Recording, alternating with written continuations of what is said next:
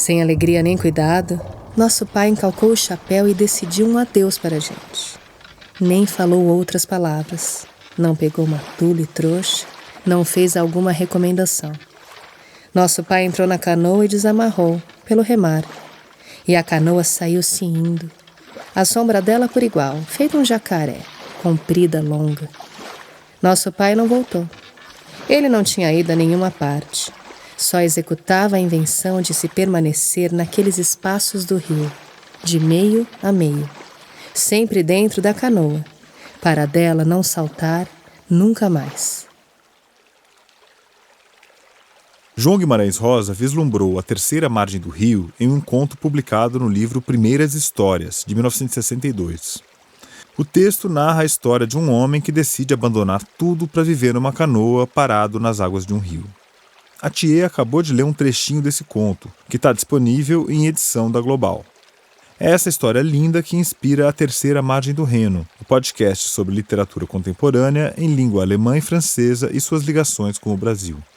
O conto fala de uma viagem pessoal em que a vida segue rio abaixo, rio afora, rio adentro. A nossa viagem segue o curso de um dos rios mais importantes da Europa, o rio Reno, que demarca a fronteira entre a Alemanha e a França. O rio Reno é um rio muito grande, em termos europeus, um dos maiores rios, uma das maiores bacias da Europa. Ele, de fato, ele drena uma área considerável da Alemanha, então ele é um rio importantíssimo na Alemanha. O leste da França é drenado por ele. Uma parte dele ele drena partes menores, da Áustria, uma parte da Itália bem pequena, uma parte considerável da Suíça. Ele nasce na Suíça, nos Alpes, no centro da Europa. Tem uma parte importante na Holanda, Luxemburgo.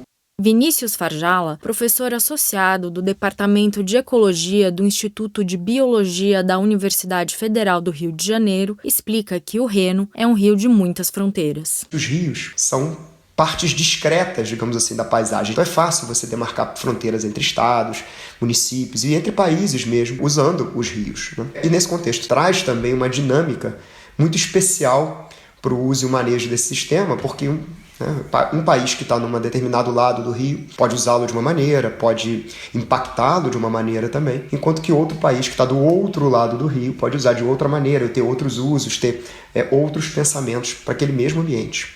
E não tem como um não interferir ao outro. É assim com os rios, e é assim também com os livros. Não tem como a literatura de um país não interferir na literatura do outro. E as viagens são essenciais para descobrirmos outros mundos, outros pontos de vista e outras literaturas. Primeiro, vamos conhecer mais sobre o cientista alemão Alexander von Humboldt, pelas biografias escritas pelos escritores Andrea Wulf e Daniel Kehlmann. Depois, vamos ver a viagem pelo Brasil dos naturalistas do século XIX, Johann Spix e Carl von Martius, através do olhar de uma menina indígena que ganha vida em livro recente da pernambucana Micheline Verunsky. Em seguida, vamos conhecer mais as aventuras de Albert Camus no Brasil no fim da década de 40 e saber como foi o retorno do escritor haitiano Denis Laferrière ao seu Haiti natal depois de passar 20 anos no exílio.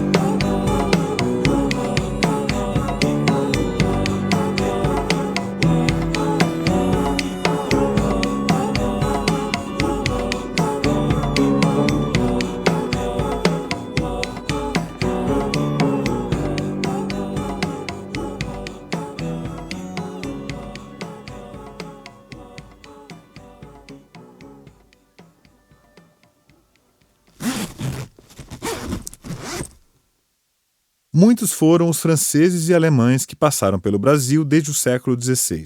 Eles ficaram impressionados com o que viram por aqui e escreveram livros que, em alguns casos, viraram best-sellers da época. Quem sabe a terceira margem do Reno não esteja num rio da Amazônia. No início da Era Moderna, há uma mudança muito significativa que diz respeito à legitimação e à ascensão mesmo da viagem e da literatura de viagem como forma de conhecimento. Porque o termo literatura, naquele momento, era usado amplo senso para designar quaisquer formas de conhecimento textualizadas. Essa é a Luciana Vilas Boas, professora da Universidade Federal do Rio de Janeiro, que publicou Encontros Escritos, Semântica Histórica do Brasil no século XVI, um livro que saiu em 2021 pela editora da UFRJ e que trata de relatos de viagens de alemães no Brasil. No século XVI surge um outro modelo completamente diferente, que é o modelo das coletâneas de viagem, em geral limitadas tematicamente e abertas, não é? Sempre open-ended, porque sempre pode surgir mais um relato com novas informações. Humboldt, o Marx vão publicar as suas obras colossais no momento em que a autoridade do viajante e do conhecimento que ele recolhe na viagem já está institucionalizado. A Luciana está falando de 2 viajantes alemães que vieram para a América do Sul no século XIX, o Alexander von Humboldt e o Carl Friedrich Philipp von Martius. Gostou do meu alemão? Bom, para facilitar, eu vou falar os nomes todos com a pronúncia abrasileirada. O Humboldt nasceu em Berlim em 1769 e foi um dos maiores fenômenos editoriais da história alemã. Ele se tornou talvez o segundo homem mais famoso do seu tempo, só ficou atrás do Napoleão. Não era à toa que o imperador francês não fosse exatamente um fã do Humboldt. Em 1810, o pesquisador foi acusado de espionagem e recebeu uma intimação para deixar a França em até 24 horas. Bom, as pretensões do Humboldt talvez fossem realmente napoleônicas. Ele saía por aí medindo absolutamente tudo: a atmosfera, as correntes, os rios, os astros, além de ter se embrenhado por uma aventura nos Andes e na floresta amazônica. O Humboldt continua a fascinar até os dias de hoje. Tanto que ele foi tema de 2 livros contemporâneos, publicados em alemão e traduzidos aqui no Brasil. O primeiro é a biografia A Invenção da Natureza, a vida e as descobertas de Alexander von Humboldt, da Andrea Wulf. O outro é a biografia ficcionalizada A Medida do Mundo, do Daniel Kehlmann. Em 2014, quando todos os diários do Humboldt vieram à tona, a biógrafa Andrea Wulf se apaixonou pelo personagem. Ela se debruçou sobre as mais de 4.000 páginas de textos e desenhos do naturalista. O que ela encontrou foram descrições de paisagens ao mesmo tempo muito precisas e cheias de poesia, além de uma porção de causos de viagens dignos de um livro de aventura. Ela diz que o Humboldt viajou para a América do Sul como cientista, mas retornou como um pensador visionário e também como um artista.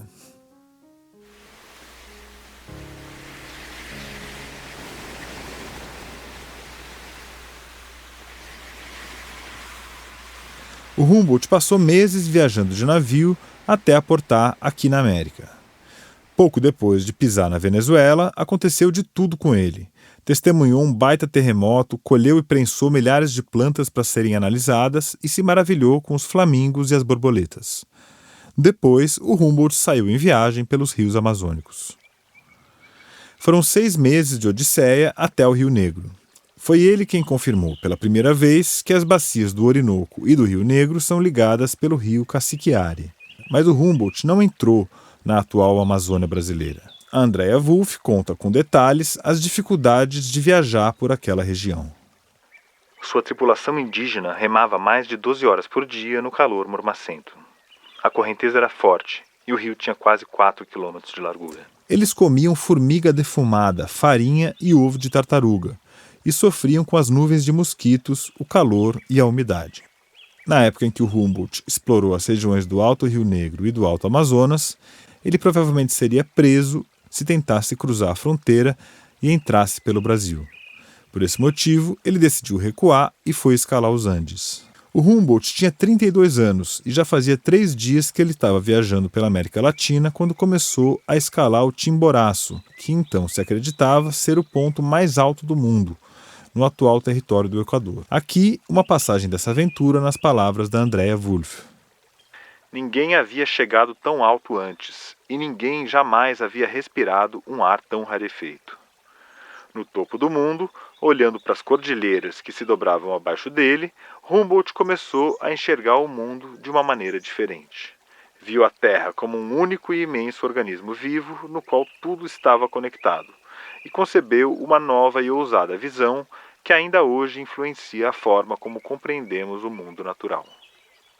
A passagem que narra o momento em que ele quase atinge o topo do Chimborazo marca uma espécie de ruptura com a literatura de viagem da época, que era marcada pela glória dos grandes. Com o Humboldt, o que é narrado é uma espécie de fracasso. Isso acaba sendo um dos triunfos dele, como explica a professora Luciana Vilas Boas.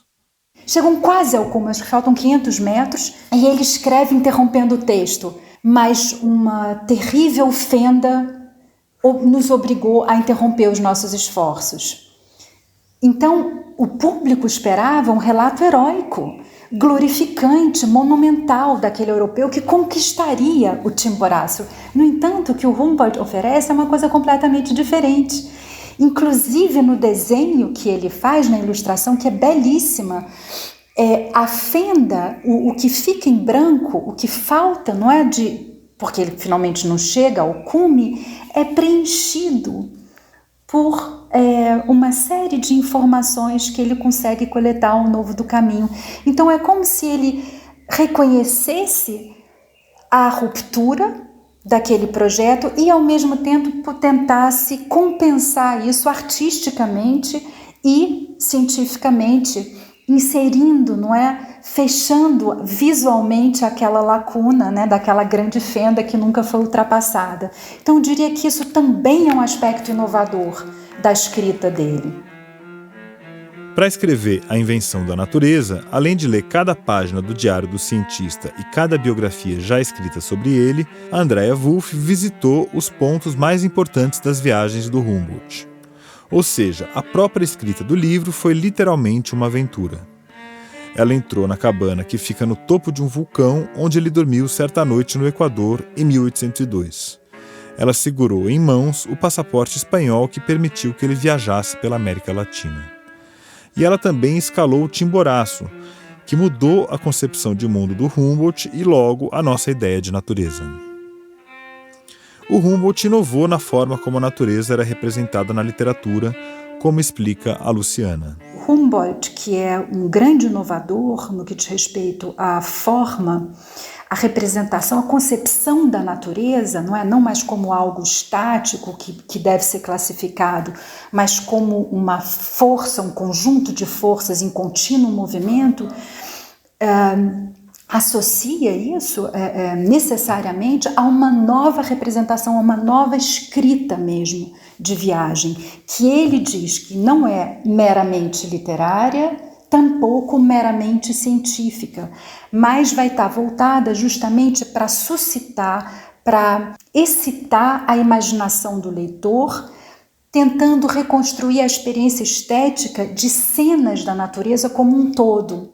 Talvez sem o Humboldt não houvesse o Darwin da Origem das Espécies. A Andrea Wulf sugere ainda que o Humboldt, que era amigo do Goethe, inspirou nada menos que Fausto, um dos personagens mais importantes da literatura mundial. O Humboldt também virou personagem de ficção. No livro A Medida do Mundo, que também virou filme, o escritor Daniel Kehlmann usa a figura aventureira do Humboldt para construir uma narrativa que mistura o apuro histórico de uma biografia com o caráter romanesco de uma ficção. Um terceiro elemento é a fantasia, um ingrediente indispensável nos relatos de viagem da época das grandes navegações europeias. Como todo romance histórico, o livro de Kehlmann naturalmente também mistura fatos reais e ficcionais, né? Essa é a Madalena Nowinska, professora da área de alemão do Departamento de Letras Modernas da Universidade de São Paulo, que falou com a gente sobre A Medida do Mundo. Não se trata de uma biografia e a intenção não é representar a verdade de Humboldt, mas uma verdade, né, que o Kehlmann imaginou. Então ele trabalha com adições e omissões, onde ele considera isso essencial para a sua versão dos personagens. O livro conta, na verdade, o encontro entre o Humboldt e o matemático Carl Friedrich Gauss durante uma convenção de cientistas em Berlim. Os dois são personagens totalmente opostos. O Humboldt teve uma educação clássica, ele vem de uma família aristocrática e adora viajar. Já o Gauss é um homem mais provinciano que não suporta a ideia de sair por aí conhecendo o mundo. Apesar disso, um complementa o conhecimento do outro. Segundo o próprio Kehlmann, o livro é uma sátira agressiva sobre como ser alemão. As diferenças entre os dois personagens mostram exatamente isso. A Medida do Mundo foi descrito pelo autor como um romance contemporâneo ambientado no passado. O espírito da narrativa é de como se um historiador respeitado tivesse enlouquecido. De novo, a Madalena. Há nessa narrativa elementos fantásticos, tá? Então, o fantástico entra sempre na narrativa quando, em momentos nos quais, né, aquilo que nós aceitamos como realidade é excedido, né? E a intenção foi de escrever esse romance na tradição do realismo mágico, como ele ficou conhecido pela produção de autores da América do Sul, como Gabriel Garcia Marques, etc., né? O próprio Kirman não chama isso de realismo mágico, ele chama isso de realismo fracionado. Mas, na verdade, é a mesma coisa. E ele usa esse procedimento para, entre outras coisas, para indicar a artificialidade da sua construção desses personagens. Na ficção do Daniel Kehlmann, o Humboldt inventa uma poção contra a impotência para angariar o apoio do chefe do governo espanhol e assim financiar a viagem dele pela América. Lá, ele faz uma grande pesquisa sobre piolhos. Eles viajam de barco durante várias semanas com cadáveres roubados de um cemitério sagrado escondido numa caverna. Ele pode ter comido sem querer a cabeça de uma criança indígena num churrasco, ou então ter avistado um OVNI. Quando eles chegam à fronteira com o Brasil, a caminho do rio Amazonas, o Humboldt se depara com a questão: seguir ou não seguir? Nas palavras do Daniel Kehlmann, não prosseguir foi a decisão certa, disse o soldado. Na selva, além da missão, os homens matavam sem escrúpulos. Eles tinham diversas cabeças, eram imortais e comunicavam-se na língua dos gatos. Humboldt suspirou preocupado. Incomodava-o a ideia de que seria outro quem encontraria as nascentes do Amazonas. Hoje, o Humboldt batiza museus, ruas e praças mundo afora. Uma corrente marítima no Pacífico leva o nome dele, e também 2 montanhas, no México e na Venezuela. E até na pequena cidade de Corupá, em Santa Catarina, passa um pequeno rio chamado Humboldt.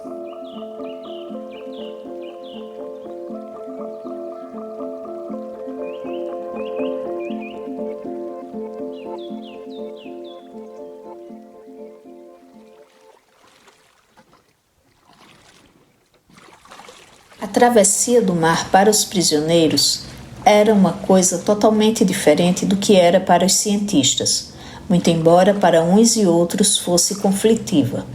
Para Spix e Márcios, se transportava um jardim de maravilhas, um terrário preparado com cuidado e que transplantavam, fervorosos, reverentes, para deleite dos homens e das mulheres e crianças do seu povo, para regalo próprio de outros estudiosos e do seu rei. Para as crianças e os animais, levados contra a vontade, ao contrário, tudo aquilo era um rasgo profundo, inflamado. Essa é a escritora pernambucana Micheline Verunski, lendo um trecho do romance dela, O Som do Rugido da Onça. A história que a Micheline conta pra gente é uma ficção, mas uma ficção baseada em fatos muito reais. Uma história que precisava ser contada de outro jeito, com outro olhar, porque ela sempre foi contada como um relato de viagem ou como um relato científico, sob a ótica dos cientistas europeus, sob o ponto de vista da descoberta e do exotismo. O livro da Micheline começou com um espanto. Ela estava numa exposição e se deparou com 3 imagens de crianças indígenas que tiveram um impacto imediato na cabeça dela. E depois, quando eu fui ler o texto de Parede, que eu me dei conta da história por trás daquelas imagens, eu confesso que eu realmente fiquei muito abalada. A história de crianças, de pessoas que foram desterradas, levadas de sua terra, de sua família, de seu povo e sua cultura para um outro país.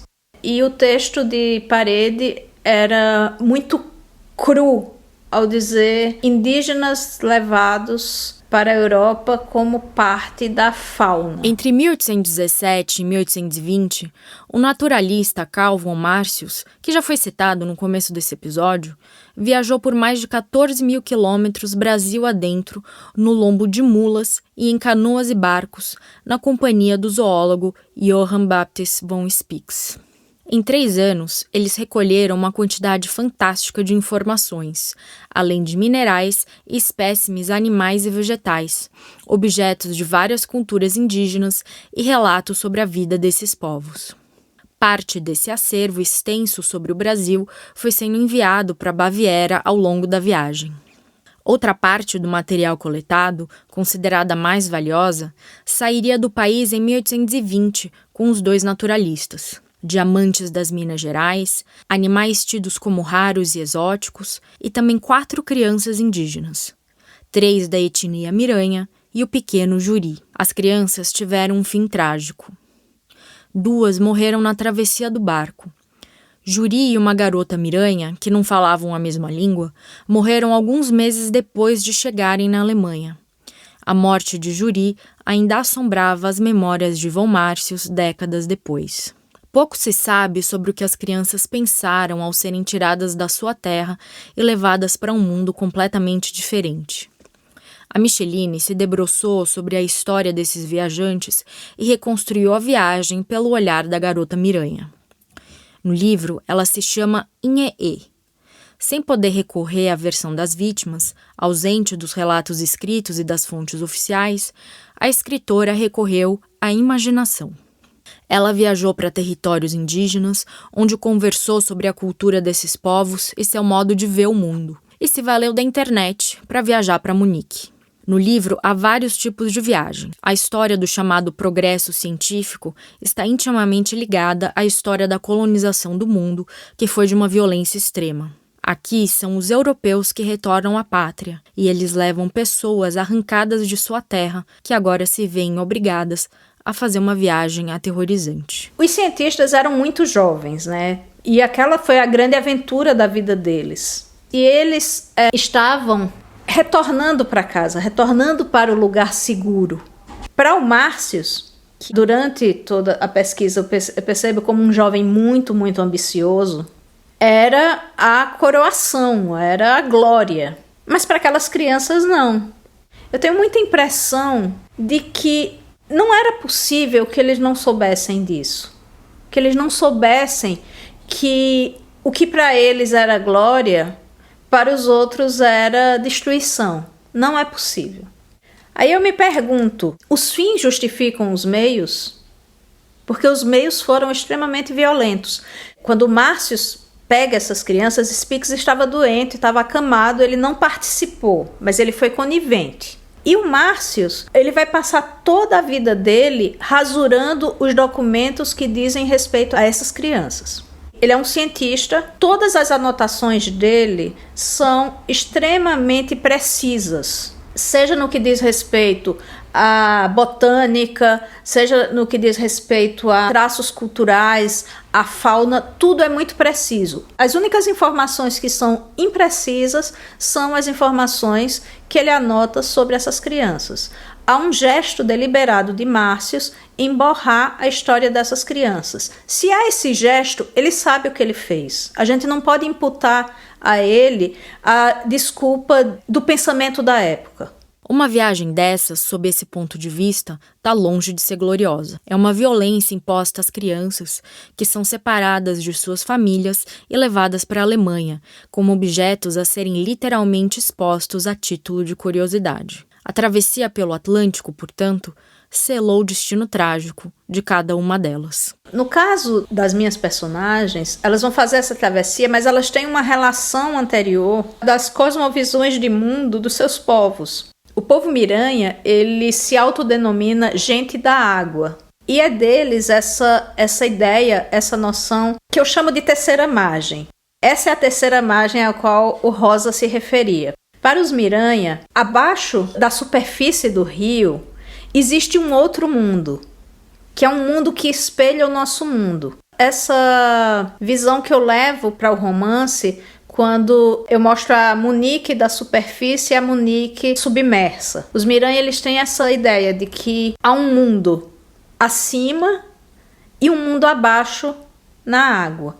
Já para os Juri, eles são filhos dos peixes. Eles têm essa coisa do nado e da relação com o peixe, menos como caça, mas como parte integrante deles, muito forte. O rio também acaba sendo uma espécie de personagem no romance, principalmente o rio Isar, que fica em Munique. Isso mostra que as fronteiras não conseguem conter as águas dos rios e do passado. As dores estão sempre no tempo presente, mesmo quando submersas, prontas para transbordar, quando se tenta esquecê-las. Pode me chamar de rio, Odo, Fleuss, River, Rivière, Flumine. Fluxo de água rasgando a terra como a trajetória de sangue em um corpo animal. Pode me chamar de água, e água é tudo e está em tudo que compõe este mundo. Aqui, neste lugar, me chamam Isar Fleuss. Esse nome significa torrente, e por ser torrente um nome de mulher, eu sou Isar, rio fêmea. E embora os homens pouco atentem a isso quando nos nomeiam, há outros rios fêmea como eu, como o seu Paranauaçu. Fossem as mulheres a dar nome às coisas, cidades, rios, passagens, montanhas, talvez percebessem melhor que nem tudo no mundo é definido como macho. Mas, de fato, pouco importa o nome que me dão, porque eu sou.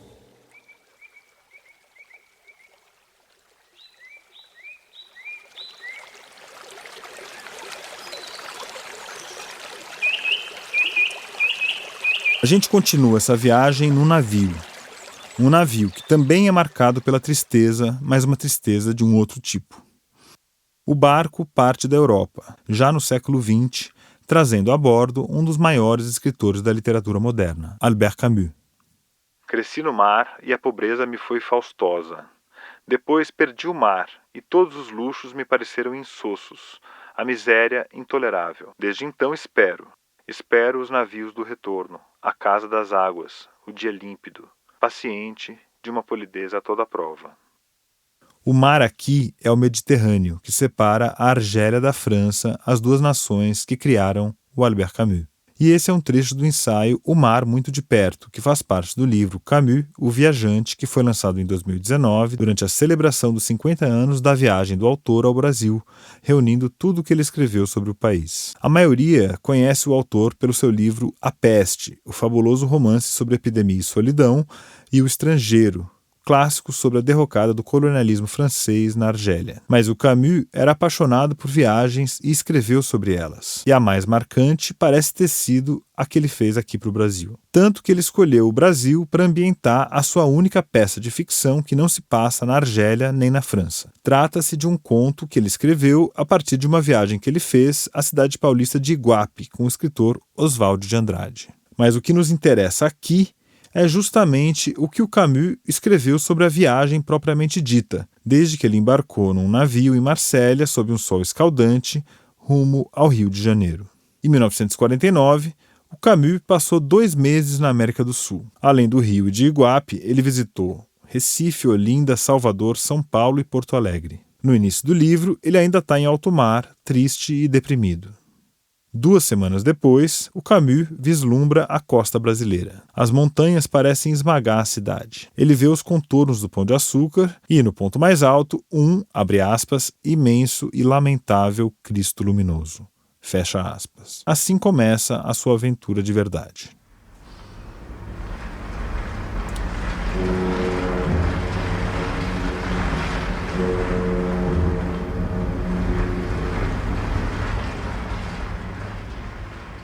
O Camus foi recebido com muita pompa pelos intelectuais brasileiros, que disputavam a tapas a tarefa de ciceroneá-lo. Todo mundo queria tirar uma casquinha. Dias depois da partida do escritor, o jornalista Luiz Martins publicou no Estadão um comentário mordaz sobre a recepção brasileira. Ele dizia que tinha sido ridícula aquela espécie de Semana Camus, com briguinhas de namorados, porque fulano quer monopolizar o Camus sem deixar nem um tiquinho pra gente. Enquanto os brasileiros se engalfinhavam por esse tiquinho de atenção, o Camus observava, tomava notas e escrevia sobre os gritantes contrastes do Brasil. De um lado, a ostentação do luxo dos palácios e dos prédios modernos. De outro, as favelas, que se assemelham às antigas bidonvilles francesas, ou, sobretudo, argelinas, mas agarradas ao flanco dos morros, sem água, sem luz, onde vive uma população miserável, negra e branca. As mulheres que sobem o morro com latas de água na cabeça lembram das mulheres cabiles de sua Argélia natal.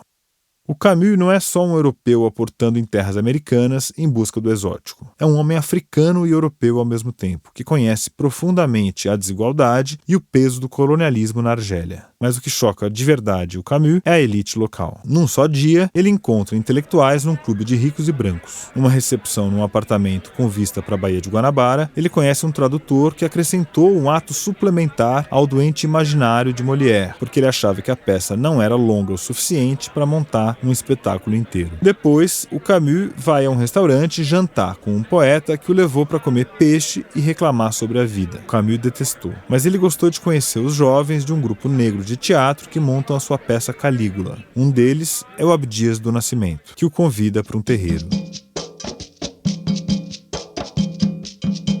O Camus ouve os atabaques, vê uma procissão de moças negras subindo o morro vestidas de branco e um homem de casaca vermelha e com colares de dentes multicoloridos. Ele adentra o terreiro e a cerimônia começa.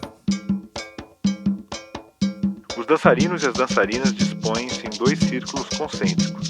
Os cantos invocam São Jorge. Eles aceleram o ritmo, contorcendo-se sobre si mesmos e começam a emitir gritos desarticulados. A poeira sobe do chão, sufocante, tornando espesso o ar que já se cola à nossa pele. Agora, os tambores tornam-se violentos. De repente, o pai vermelho se solta. O pai vermelho tira a espada e faz com que gire à sua volta com um ar ameaçador. Trazem-lhe um enorme charuto. Pouco a pouco, todos acendem charutos e fumam-nos, dançando. Atinge-se o auge no momento em que todos gritam com estranhos sons roucos que lembram uivos. Sai o trôpego e respiro afinal deliciado o ar fresco. Amo a noite e o céu, mais do que os deuses dos homens. Nos dias que seguem, o Camus vai a um samba com Abdias do Nascimento e não gosta. Ele conhece outros escritores brasileiros, mas o único que parece encantá-lo de verdade é o poeta mineiro Murilo Mendes. Ele vê um velho ser atropelado por um ônibus no subúrbio carioca e se choca porque ninguém vai acudir. Ele janta com Manuel Bandeira, que acha extremamente fino. Conhece Dorival Caymmi, segundo ele, um negro que compõe e escreve todos os sambas que o país canta.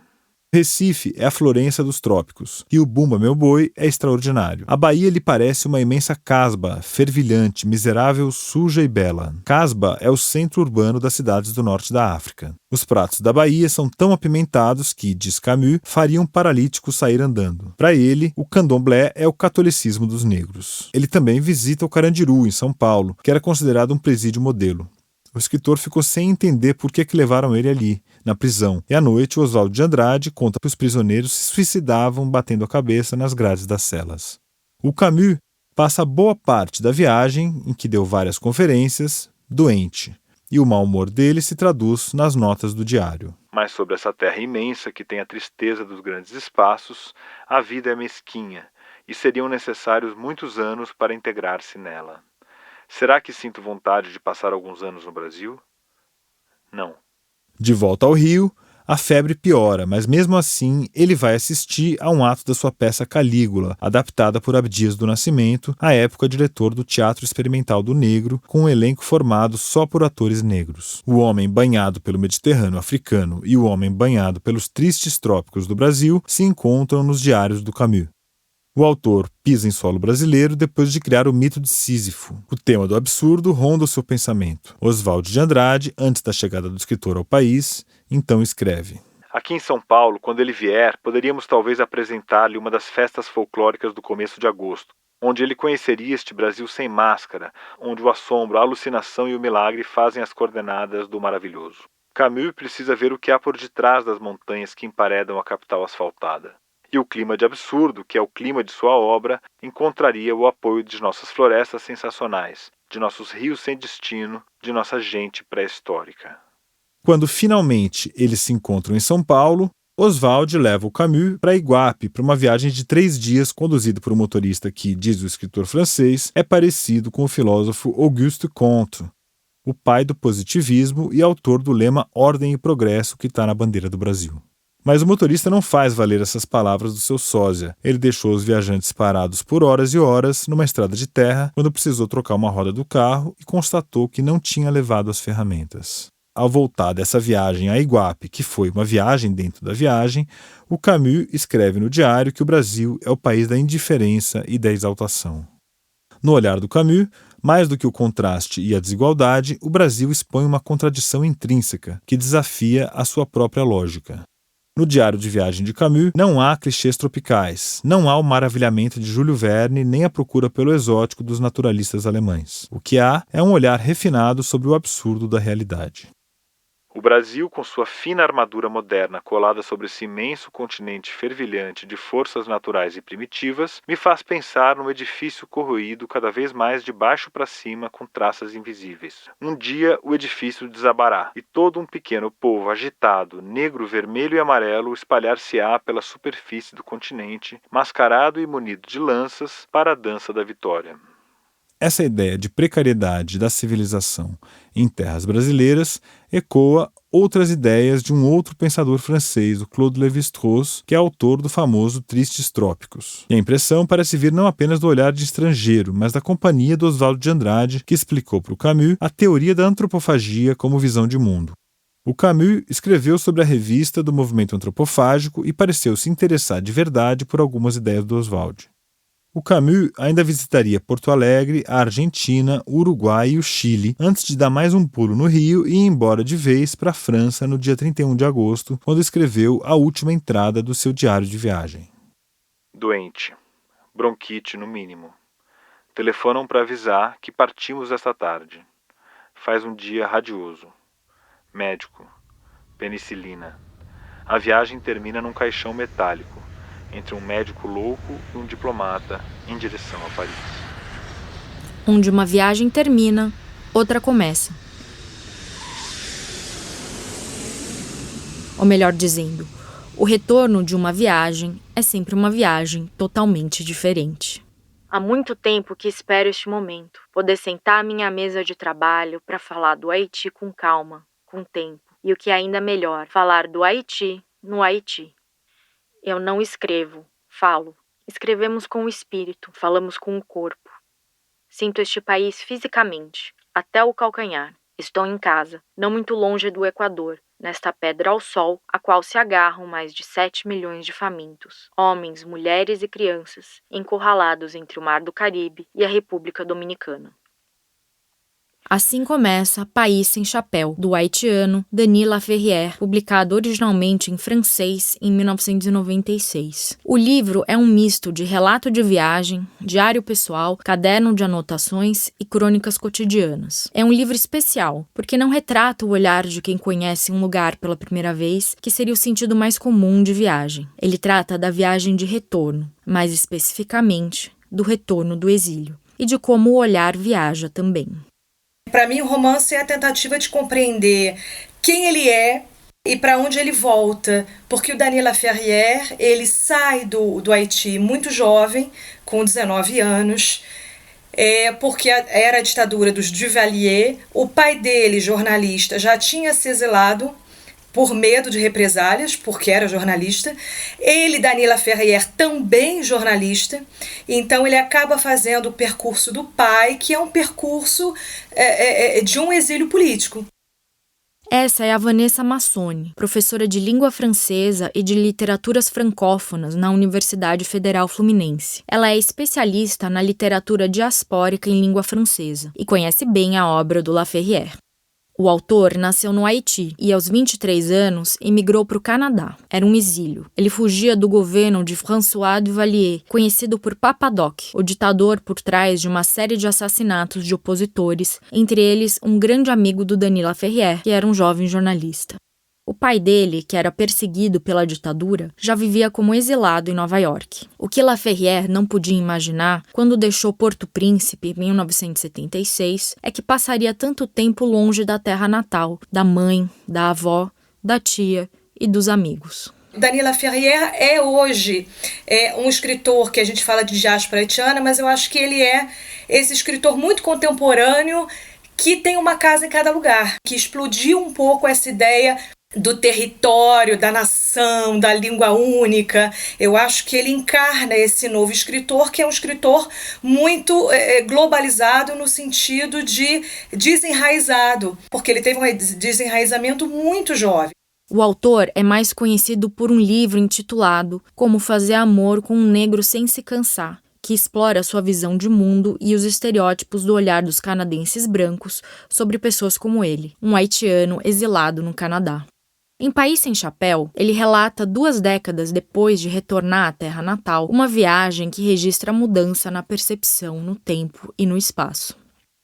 É um livro que olha o Haiti com o olho de alguém que é daquele espaço, que está retornando, que está num dentro e fora, e não poderia ser diferente, porque mesmo que ele tenha nascido nesse espaço, os 20 anos de exílio marcam, né, a diferença dele, né? A saída dele é um trauma e o retorno dele é um pouco entender quem ele é nesse lugar, né? Eu costumo dizer que essa dualidade do país sonhado e o país real, que é entre a vida e a morte, é um pouco ele se entendendo nesse lugar, porque em alguma medida ele não é o mesmo que saiu, o Haiti não é o mesmo que ele deixou.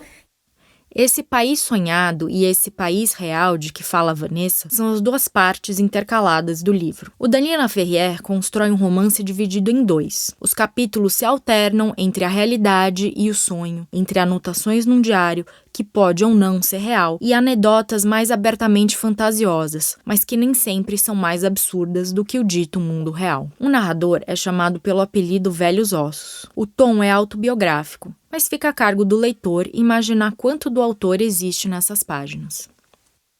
Escrevo tudo o que vejo, tudo o que ouço, tudo o que sinto. Um verdadeiro sismógrafo. Escrever mais rápido, sempre mais rápido. Não que eu seja apressado. Eu me agito como um louco, enquanto ao meu redor tudo vai tão devagar. Mal acaba uma história, outra chega afoita, o excesso. Ouço a vizinha explicar à minha mãe que ela conhece esse tipo de doença. Pois é, minha cara, desde que ele chegou, passo o tempo todo escrevendo nessa maldita máquina. Parece, diz a vizinha, que essa doença só ataca aqueles que viveram muito tempo no exterior.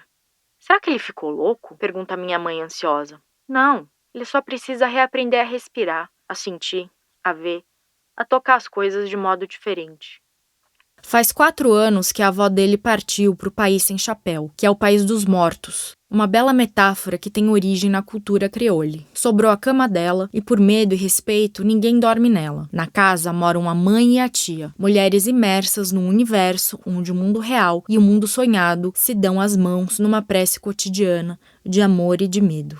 Para criticar a miséria do Haiti, o autor se apoia no sobrenatural. O mundo fantástico é habitado por bisangos, os seres imaginários que bebem sangue. Os habitantes do mundo real são os englendos, que são bandidos bem truculentos, mas eles logo se misturam e fica difícil separá-los. Nesse universo misturado, impera um exército de zumbis, mortos-vivos que foram despertados do sono pelos sacerdotes vudus. A mãe acredita nisso, o engraxate da esquina também. Entre mortos-vivos e a miséria real, seguramos nas mãos de velhos ossos e passeamos por Porto Príncipe. A cidade fede a mijo e suor, a lama e a multidão. As ruas são estreitas e a poeira predomina. 1 milhão de pessoas se amontoam num espaço onde não caberia mais do que 1/4 disso. Os carros e os pedestres dançam um balé complicado, que quase nunca termina em morte. Mas o autor não retrata esse mundo como exótico. Ele quer apenas saber qual é o seu lugar ali, como afirma a professora Vanessa Massoni.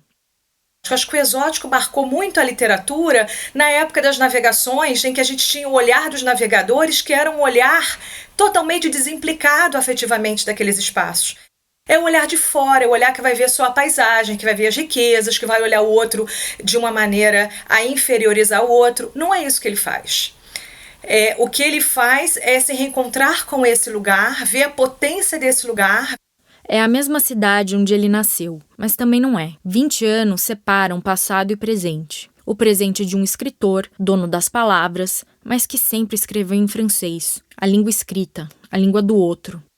Retornar a casa é reencontrar a língua falada. E na língua vêm as histórias que só fazem sentido de onde viemos. No País Sonhado, o vizinho da mãe jura de pés juntos que o primeiro homem a pisar na lua foi um haitiano. Depois, ele explica que o conterrâneo foi à lua em espírito, como costumam fazer os haitianos, que têm esse dom de passear pelo espaço sideral. O narrador, então, conclui que já não entende as coisas mais elementares da cultura, nem o modo de pensar dos haitianos. Retornar a casa é também buscar a vida no ponto em que parou. Na viagem de retorno, O narrador encontra feridas abertas. A tia o critica por ter abandonado a mãe. Os amigos de infância se sentem traídos. Um deles faz um brinde ao escritor e diz: aquele que viaja não deveria ter túmulo.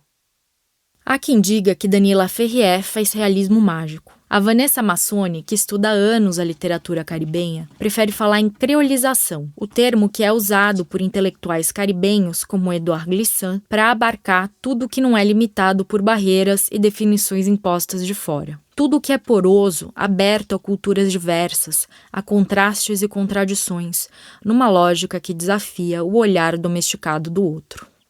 Eu acho que é sair da questão da perspectiva colonial, que é maniqueísta, né? Que é ou é isso ou é aquilo, que são as coisas muito compartimentadas, né?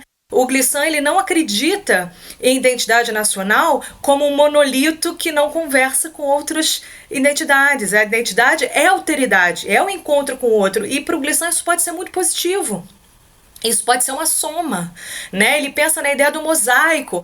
Então, pensar nessa identidade mosaico é importante porque esse olhar do Daniela Ferrier é um olhar de dentro e de fora ao mesmo tempo, e ele está tentando se conectar às pessoas.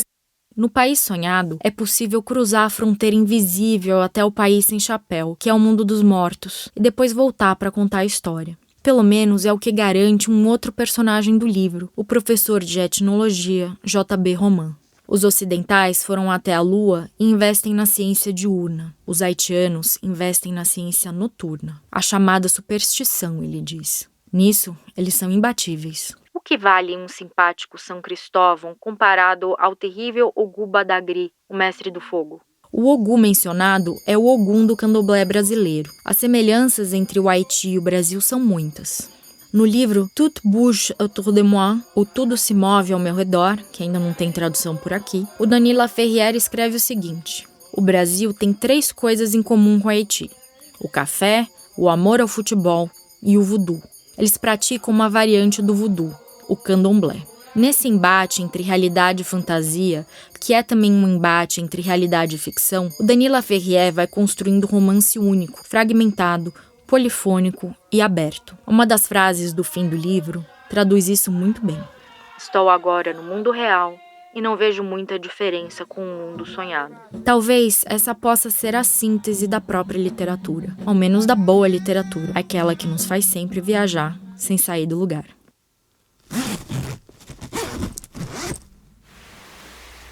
Esse foi o primeiro episódio de A Terceira Margem do Reno, que é um podcast sobre literatura em língua alemã e francesa feito no Brasil. No próximo episódio, a gente vai tentar responder a essa pergunta: como as cidades aparecem nessa literatura? A Terceira Margem do Reno é um podcast feito em correalização pelas unidades do Rio de Janeiro e de São Paulo do Goethe Institut, pela Bibliomaison e o escritório do livro da Embaixada da França no Brasil e pela Associação 451. Eu, Paulo Werneck, sou responsável pela direção geral. O roteiro desse episódio é assinado por William Vieira. Eu, Paula Carvalho, sou responsável pela coordenação do podcast e pelo tratamento do roteiro. A produção ficou a cargo da Ashley Calvo, com apoio da Mariana Shiraiwa. O André Wung fez a edição, a sonorização, a trilha sonora, a finalização e a mixagem desse episódio. A direção de locução é da Thier, que também faz a leitura do trecho do conto A Terceira Margem do Rio.